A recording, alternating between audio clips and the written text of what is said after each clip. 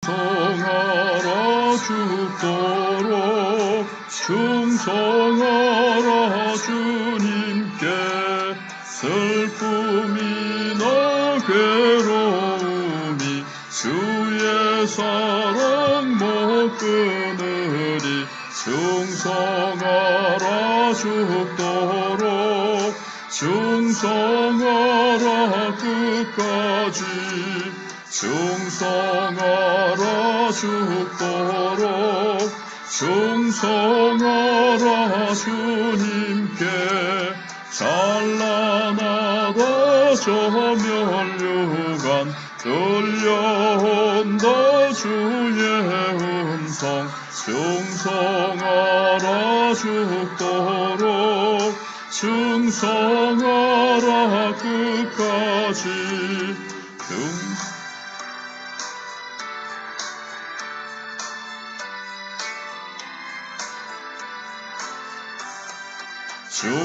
충성하라 죽도록 충성하라 주님께 항상 내가 힘쓰오니 주님 나를 도우소서 충성하라 죽도록 충성하리 끝까지 아멘.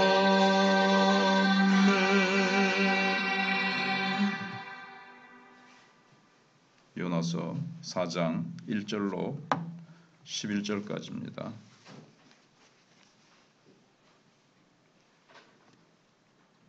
합독하시겠습니다. 요나가 매우 싫어하고 성내며 여호와께 기도하여 이르되 여호와여 내가 고국에 있을 때에 이러하겠다고 말씀하지 아니하였나이까. 그러므로 내가 빨리 다시스로 도망하여 싸우니 주께서는 은혜로우시며 자비로우시며 노하기를 더디하시며 이내가 크시사 뜻을 돌이켜 재앙을 내리지 아니하시는 하나님이신 줄을 내가 알았음이니이다. 여호와여 원하건대 이제 내 생명을 거두어 가소서. 사는 것보다 죽는 것이 내게 나음이니이다 하니 여호와께서 이르시되 내가 성내는 것이 옳으냐 하시니라. 요나가 성읍에서 나가서 그 성읍 동쪽에 앉아 거기서 자기를 위하여 초막을 짓고 그 성읍에 무슨 일이 일어나는가를 보려고 그 그늘 아래에 앉았더라. 하나님 여호와께서 박넝쿨을 예비하사 요나를 가리게 하셨으니 이는 그의 머리를 위하여 그늘이 지게 하며 그의 괴로움을 면하게 하려 하심이었더라. 요나가 박넝쿨로 말미암아 크게 기뻐하였더니 하나님이 벌레를 예비하사 이튿날 새벽에 그 박넝쿨을 갉아먹게 하심에 시드니라. 해가 뜰 때에 하나님이 뜨거운 동풍을 예비하셨고 해는 요나의 머리에 쪼임에 요나가 혼미하여 스스로 죽기를 구하여 이르되 사는 것보다 죽는 것이 내게 나으니이다 하니라. 하나님이 요나에게 이르시되 내가 이 박넝쿨로 말미암아 성내는 것이 어찌 옳으냐 하시니 그가 대답하되 내가 성내어 죽기까지 할지라도 옳으니이다 하니라. 여호와께서 이르시되 내가 수고도 아니하였고 재배도 아니하였고 하룻밤에 났다가 하룻밤에 말라버린 이 박넝쿨을 아꼈거든 하물며 이 큰 성읍 니느웨에는 좌우를 분변하지 못하는 자가 12만여 명이요 가축도 많이 있나니 내가 어찌 아끼지 아니하겠느냐 하시니라. 아멘. 하나님은 니느웨 사람들이 회개하였을 때 기뻐하셨습니다. 이것은 하나님께서 죄인이 죽는 것을 기뻐하시지 않기 때문입니다. 에스겔서에 하나님께서 내가 악인들이 회개치 않고 멸망당하는 것을 기뻐하겠느냐 이런 말씀을 하셨습니다. 하나님은 도리어 죄인이 자기의 악행에서 돌이키고 그래서 생명을 얻기를 바라십니다. 에스겔 18장 23절이죠. 니느웨도 역시 매우 기뻐했습니다. 그러나 요나만은 화를 냈습니다. 하나님도 기뻐하시고 니느웨 백성들도 기뻐하는데 요나 한 사람 선지자가 화를 냈습니다. 같은 사건에 대한 반응이 얼마나 서로 대조적입니까? 불경건한 자들에 대한 하나님의 심판을 호소하는 것과 또 전혀 배도한 일이 없는 의인과 같이 그들이 회개하는 것을 회개를 하고 사죄함을 받고 하나님께 영접함을 받는 것을 보는 것은 이제 다르다는 거죠.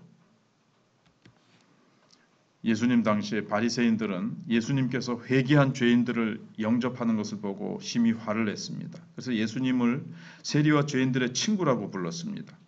이와 같이 요나도 하나님을 맹렬히 공격했습니다. 이것은 참 자연스러운 것이지만 불합리한 것이 있죠. 바로 이것이 그가 하나님께 설명한 전도하기 싫어했던 이유였습니다. 제가 고국에 있을 때 이렇게 하나님은 이러하시겠다고 하지 않았습니까? 그들이 회개하면 하나님은 또 그들 용서해 주실 거죠. 그래서 저는 니느웨 안 가겠습니다. 그래서 제가 다시스로 도망갔지 않습니까? 이렇게 이제까지 참 선지자가 하나님께 대들면서 얘기하는 게 참 독특한 선지자고 이 요나서는 독특한 성경책입니다. 하나님은 마음이 너무나 자비하셔서 벌받아 마땅한 니느웨를 벌하지 못하신다고 나는 생각했습니다. 그러면서 지금 요나에게는 바로 이것이 하나님이 어리석게 보인다는 거예요.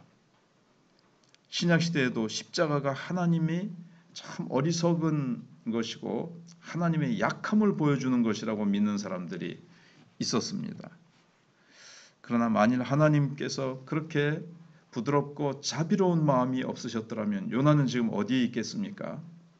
벌써 물고기 밥이 된 거죠. 안타까운 점은 요나가 자신이 받은 하나님의 용서가 다른 사람들에게 내려지는 것은 원하지 않는다는 점에 있습니다. 자기는 자비와 용서와 긍휼을 받는 것을 좋아하고 니느웨 백성들이 용서받고 하나님의 자비를 긍휼을 입는 것은 왜 그렇게 배아파하고 못마땅해 하는가? 참 이게 문제죠. 그래서 요나는 용서하지 않는 종처럼 그 물고기의 비린내와 부패에서 토해져 나온 해안에서 자기 자신이 값없이 용서함 받았다는 사실을 아마 그때는 감격했을 겁니다. 근데 지금은 또 니느웨 백성들이 용서받고 살아난 것을 보고는 자기가 용서받은 것은 값없이 용서받은 것은 잊어버린 겁니다. 또한 용서함을 받을 수 있는 조건은 뭡니까? 우리도 항상 다른 사람을 용서해야 한다는 것임을 이제 잊어버린 거죠. 우리가 우리에게 죄 지은 자를 사하여 준 것 같이 우리의 죄를 사하여 주옵소서. 요나는 용서는 안 하고 용서받는 것은 또 좋아하는 거죠. 니느웨는 이스라엘을 괴롭히고 착취하고 그런 잘못을 행했습니다. 그래서 요나는 니느웨를 심히 미워했던 거죠. 요나는 니느웨가 용서받는 것을 보고 정말 마음이 심히 불쾌하고 하나님 왜 우리나라를 괴롭힌 저들을 용서하십니까? 요나는 그들에 대해서 자비나 관심도 느끼지 않은 거예요. 추고마땅하고 심판받아서 다 그냥 불러다 태워져 버려야 된다. 이렇게까지 마음이 된 거죠. 사랑도 긍휼도 염려도 전혀 없는 거예요. 그래서 그는 좌절해서 생의 권태를 막 느끼면서 하나님께 막 퉁명스럽게 말한 겁니다. 아이고 내가 이렇게 전도해봤자 뭐하노? 아이고 내가 살아가지고 내가 이렇게 되는 게 다 막 부질없게 느껴지고 막 영 선지자로서의 그 참 우리가 좋은 면을 볼 수가 없습니다. 그런데 하나님께서 이런 요나를 하나님께서 다 이렇게 그 생명을 우리 같으면은 확 걷어버리든지 되게 그냥 뭐라 할 텐데 이 배은망덕한 선지자의 생명을 하나님은 거두질 않으세요. 니느웨도 용서하시고 이렇게 하나님께 대드는 사랑 없고 참 이렇게 불순종하는 요나도 하나님께서 인내하시는 그런 모습을 봅니다. 하나님이 바로 이런 결과를 위하여 니느웨를 건지시기 위해서 바다에서 구원하신 것이죠. 그런데 하나님의 은혜는 계속해서 이 보기 싫고 신경질적인 선지자에게 역사하십니다. 요나 속에도 은혜로운 역사를 하나님이 시작하신 것인데 처음 부르신 것이 그걸 계속해 나가십니다. 제비 뽑히게 하시죠. 바다에 던져서 물고기 뱃속에 들어가서 다시 토해내게 하시고 다시 두 번째 말씀이 임하게 하시고 신경질 내고 대드는 또 요나에게 참 하나님은 부드러운 음성으로 요나에게 말씀하시죠. 네가 이와 같이 성내는 것이 합당하냐? 그것이 옳으냐? 4장 4절에 이렇게 또 인격적으로 말씀하시면서 설득하세요. 그냥 확 어떻게 그냥 우리 같으면 어떻게 할 텐데 우리는 이 모든 것을 참 보면서 하나님의 무한히 넓으신 사랑, 하나님의 한없는 자비, 인내하심, 죄인에 대해서 이 불순종하는 이 선지자를 향해서도 하나님은 끝까지 그를 이렇게 다듬어 가시고 그를 성숙시켜 가시는 주님의 모습을 봅니다.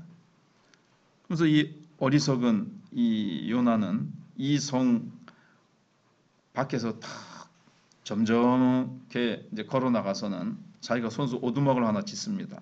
그러면서 거기서 이제 관망을 하는 겁니다. 자, 40일 뒤에 무너지겠지 하면서 하나님이 저 니느웨 성을 심판하시고 멸망시킬 것을 딱 기다리고 있었습니다. 그런데 해는 얼마나 그 팔레스타인이 낮에는 뜨거운지 또 머리를 얼마나 뜨겁게 막 비추는지 너무나도 막 힘이 들었습니다. 그런데 하나님께서 이 오두막 위에 박농골이 딱 자라게 하신 거죠. 그걸 보고 또 막 기뻐합니다. 그런데 이 박농골도 하나님의 은혜로 주어진 거지만 그는 하나님의 은혜라는 것을 전혀 기억하지 못합니다. 생각하지 못해요. 그리고 참 지독한 이기주의자라도 참 이런 심보를 가진 사람은 별로 없을 텐데 선지자가 그래요.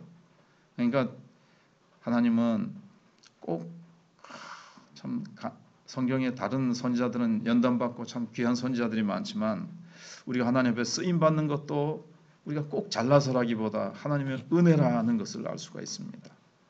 근데 벌레가 와서 박농골을 갉아먹어 버렸습니다. 그래서 금방 시들어 버려요. 다시 또 머리가 뜨거워집니다. 그러니까 또 막 하나님 나를 막 내 생명을 거두어 달라고 나 막 죽겠습니다. 나를 죽여 주십시오 그래요. 박농골 때문에 이 햇빛 따가운 것 때문에 참 요나는 요 박농골 하나 얼마나 유익하다는 것을 깨달았죠. 그때 하나님께서 이 박농골을 왜 비틀어지게 했는지 아느냐? 그리고 그것도 하나님이 다 그렇게 하신 건데 박농골을 나게도 하시고 말라 비틀어지게도 하시는 하나님. 그리고 하나님이 이 모든 박농골을 키우듯이 니느웨 백성들도 하나님이 다 아무리 악한 자들이라도 하나님이 그들을 이 땅에 태어나게 하시고 살아가게 하시는데 네가 이렇게 박농골 하나 사라진 것 때문에도 안타까워하는데 이 큰 니느웨 성이 사라지면 이게 말라 비틀어지면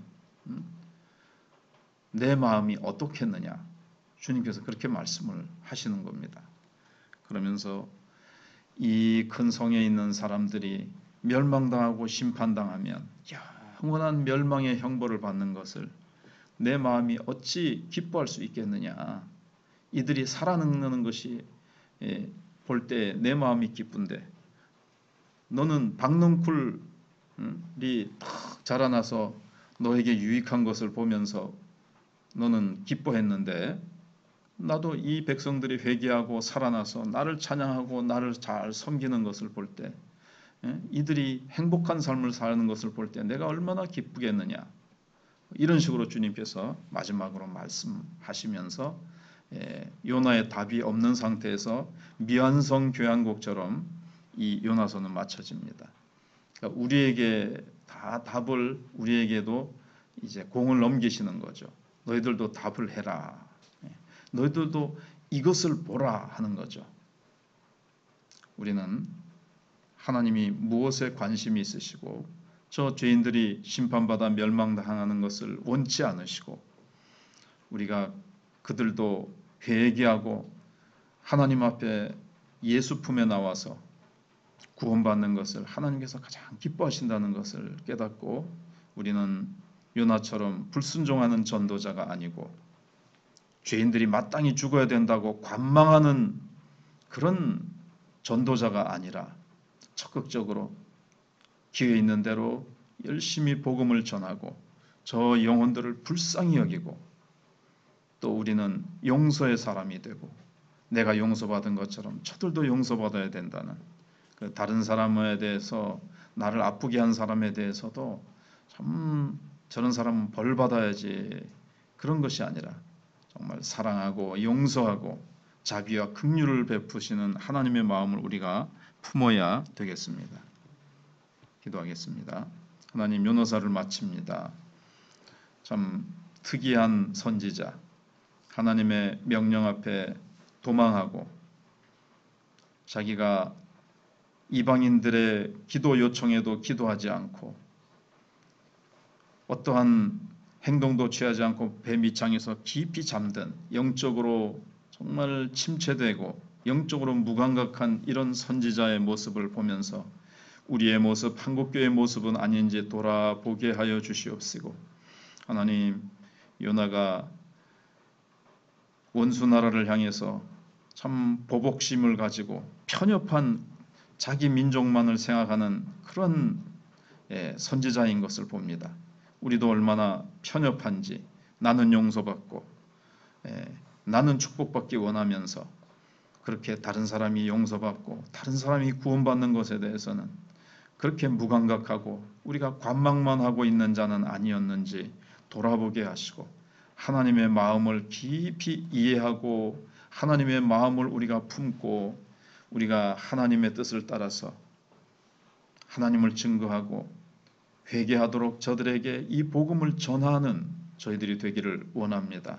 요나서에서 우리가 더 많은 교훈들을 깨닫고 우리가 요나 같은 선지자가 아니라 우리가 하나님 앞에 정말 순종하고 하나님이 기뻐하시는 전도자로 살아갈 수 있도록 인도해 주시옵소서. 나라가 심히 또 대선을 앞두고 어지러운 가운데 있습니다. 하나님 긍휼을 베풀어 주시옵소서. 우리 마천교회를 하나님께서 붙드시고 하나님의 영광을 기뻐하며 복음을 위해서 아름답게 쓰임받는 우리 마천교회가 될 수 있도록 기도의 부흥이 일어나고 니누에 있었던 그런 회개의 역사가 한국교회와 우리 마천교회 또 우리 개인에게 있게 하여 주시기를 원합니다. 하나님께서 모든 은혜를 덧입혀 주실 줄 믿사옵고 예수님 이름으로 기도하옵나이다.